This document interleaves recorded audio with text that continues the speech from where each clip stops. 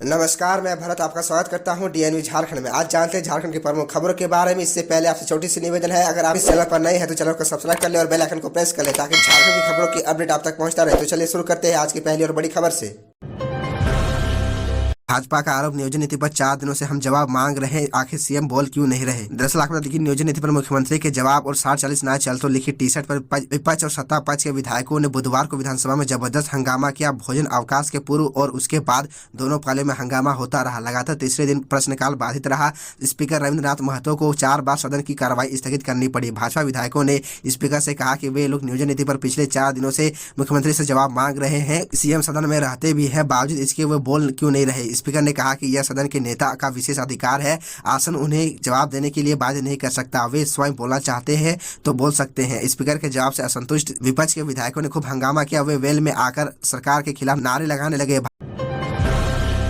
झारखंड में ओबीसी आरक्षण तय होने के बाद ही होगा नगर निकाय चुनाव। जिला रोस्टर में भी ईडब्ल्यूएस को मिला आरक्षण। आपको बता दें कि अब झारखंड में ओबीसी आरक्षण तय होने के बाद ही निकाय चुनाव होंगे। इसके लिए ट्रिपल टेस्ट कराया जाएगा। राज्य मंत्रिपरिषद की बैठक में बुधवार को नगर विकास विभाग व आवास विभाग के 17/10/2022 की अधिसूचना को निरस्त करने का फैसला लिया गया है। पिछड़ा वर्ग के लिए स्थानीय निकायों में आरक्षण के संबंध में सर्वोच्च न्यायालय के आदेश के बाद यह फैसला लिया गया है। मंत्रिपरिषद की बैठक में जिला स्तरीय पदों पर सीधी नियुक्ति में आर्थिक रूप से कमजोर वर्ग को 10% आरक्षण देने का फैसला लिया है। पूर्व के संकल्प में संशोधन किया गया है। इसे तत्काल प्रभाव से लागू करने का फैसला लिया गया है। उल्लेखनीय है कि राज्य में होने वाली नियुक्तियों में राज्य स्तरीय आरक्षण रोस्टर में ईडब्ल्यूएस के आरक्षण का प्रावधान किया गया था, लेकिन जिला स्तरीय नियुक्ति में ईडब्ल्यूएस के लिए आरक्षण का प्रावधान अब तक नहीं हुआ था। इस कारण जिला स्तर पर होने वाली नियुक्ति शुरू नहीं हो पा रही थी। खबरों में आगे बढ़ने से पहले आपसे छोटी सी निवेदन है कि अगर आप इस चैनल पर नए हैं तो चैनल को सब्सक्राइब अवश्य कर ले ताकि झारखंड की हर खबर आप तक पहुंचा सके। झारखंड के इन जिलों में शिक्षकों के 85 पदों पर होगी बहाली, शिक्षा सचिव ने दिए निर्देश। आपको बता दें कि स्कूली शिक्षा व साक्षरता विभाग ने अनुसूचित जिलों में 85 पदों पर नियुक्ति के लिए संबंधित 6 जिलों को निर्देश दिया है। शिक्षा सचिव के रवि कुमार ने इसके लिए गुमला, रांची, लोहरदगा, पूर्वी सिंहभूम, पश्चिमी सिंहभूम व सरायकेला से 25 मार्च तक नियुक्ति पूरी करने को कहा है। 155 पदों की अनुशंसा की गई थी, लेकिन 74 संस्कृत समेत अन्य विषयों के 11 अनुशंसा की मान्य पाए गए। 85 पदों पर स्नातक प्रशिक्षक शिक्षकों की नियुक्ति की जाएगी। इसमें रांची जिले में संस्कृत के 25, गुमला में संस्कृत के 20, लोहरदगा में संस्कृत के 3, हिंदी, जीव विज्ञान, रसायन शास्त्र के 1-1, सरायकेला में संस्कृत के 5, पूर्वी सिंहभूम में संस्कृत के 15 पदों पर नियुक्ति होगी। वहीं पश्चिमी सिंहभूम में संस्कृत के 6, अंग्रेजी के 2, गणित भौतिकी के 3, जीव विज्ञान रसायन शास्त्र के 2, भूगोल व अर्थशास्त्र के 1-1 पद पर नियुक्ति होगी।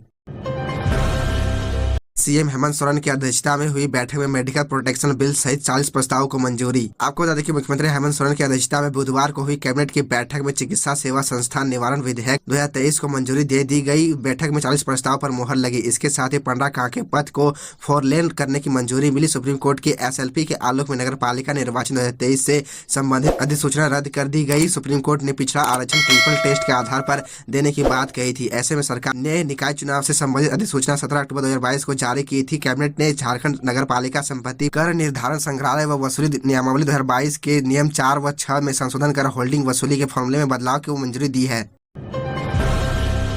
संकट में 3000 हिंदू शरणार्थी, जिस जमीन पर 1965 में सरकार ने बसाया अब उसी पर किसी और का दावा, शुरू हुई माफी। आपको बता दें कि साहिबगंज में राजमहल प्रखंड के पूर्वी नारायणपुर गांव में 67 साल पहले पूर्वी पाकिस्तान से आए 650 हिंदू परिवार के 3000 शरणार्थियों को एक बार फिर से उजड़ने का डर सता रहा है। तत्कालीन प्रधानमंत्री इंदिरा गांधी की सरकार ने बांग्लादेश से आए शरणार्थियों को भारत की नागरिकता दी थी। इसके बाद बिहार के तत्कालीन मुख्यमंत्री कर्पूरी ठाकुर की सरकार ने इन लोगों को बसाने के लिए 2500 बीघा जमीन दी। अब उसी जमीन पर मोहम्मद यूसुफ समेत अन्य ने दावा ठोक दिया है। हाईकोर्ट के आदेश पर राजमहल एसडीओ रोशन शाह की अगुवाई में पुलिस पदाधिकारियों की टीम जमीन की मापी करने पहुंची तो यहां के बसे परिवारों के होश उड़ गए। लोगों ने मापी कार्य को पुरजोर विरोध किया। यहां बसे मुनिंद्र सरकार, मानिक सरकार, उत्तम राय, रतन मंडल, विकास चंद्र विश्वास आदि ने कहा कि एक बार बांग्लादेश से उजाड़ा गया, अब पूर्वी नारायणपुर गांव से भी बेघर करने की तैयारी है, क्योंकि जमीन का दस्तावेज होने के बावजूद प्रशासन साथ नहीं दे रहा। 650 हिंदू परिवार यहाँ 2500 बीघा जमीन पर 1965 से रह रहे हैं। यहाँ उनका घर है, खेती बाड़ी भी करते हैं, उनके पास दस्तावेज उपलब्ध है। वो लोग पूरी पाकिस्तान से भागकर यहाँ आए थे।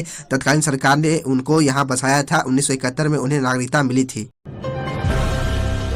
कैबिनेट का फैसला, राज्य में होल्डिंग टैक्स के निर्धारण में होगा बदलाव, अगले 2 साल में बनेंगे 1 लाख नए कुएं। आपको बता दें कि झारखंड कैबिनेट ने 40 प्रस्ताव की मंजूरी दी। झारखंड नगर पालिका संपत्ति का नियमावली 2022 में संशोधन किया। इसके साथ होल्डिंग के फॉर्मूला में बदलाव किया गया।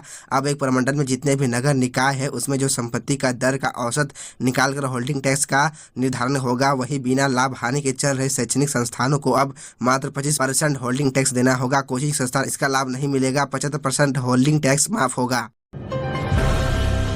डॉक्टरों व स्वास्थ्यकर्मियों के साथ हिंसा करने पर होगी 2 साल की जेल, 50,000 जुर्माना आएगा विधेयक। आपको बता दें कि राज्य के डॉक्टरों, नर्स, चिकित्सा सेवा संस्थानों की सुरक्षा सुनिश्चित करने के लिए झारखंड राज्य सेवा से संबद्ध व्यक्तियों, चिकित्सा सेवा संस्थान हिंसा एवं संपत्ति नुकसान निवारण विधेयक 2023 की स्वीकृति मुख्यमंत्री हेमंत सोरेन की अध्यक्षता में हुई राज्य मंत्री परिषद की बैठक में बुधवार को दी गई। इस विधेयक को इसी विधानसभा सत्र से पारित करा के कानूनी रूप दिया जाएगा। कर्नाटक, गोवा, केरल, महाराष्ट्र, आंध्र प्रदेश आदि राज्यों के प्रावधानों के अनुरूप स्वास्थ्य विभाग ने इस विधेयक को तैयार किया है। इस विधेयक से स्पष्ट रूप से चिकित्सा सेवा से संबंध व्यक्तियों के विरुद्ध हिंसा अथवा चिकित्सा सेवा संस्थानों की संपत्तियों के नुकसान को निषिद्ध कर दिया गया है। इसके तहत चिकित्सा सेवा से संबंधी व्यक्तियों के विरुद्ध हिंसा, कार्रवाई अथवा किसी चिकित्सा सेवा संस्था, अस्पताल इत्यादि नुकसान, क्षति पहुंचाने वाले व्यक्तियों एवं चिकित्सा सेवा बाधित करने वाले व्यक्तियों के विरुद्ध सख्त कानूनी कार्रवाई की जाएगी। दंडात्मक कार्रवाई के रूप में अधिकतम 2 साल तक कारावास होगा और जुर्माना भी 50,000 रुपए तक होगा। तो यह थी झारखंड की टॉप बड़ी खबरें, और इसी तरह झारखंड की छोटी सी बड़ी खबरों को देखने के लिए आप हमारे चैनल DN न्यूज़ झारखंड को सब्सक्राइब कर ले और बेल आइकन को प्रेस कर ले, जिससे आपको झारखंड की हर छोटी बड़ी खबरों की अपडेट आप तक पहुंचता रहे। तो आज के लिए इतना ही, हमें दीजिए इजाज़त, फिर मिलते हैं आपसे अगले वीडियो में।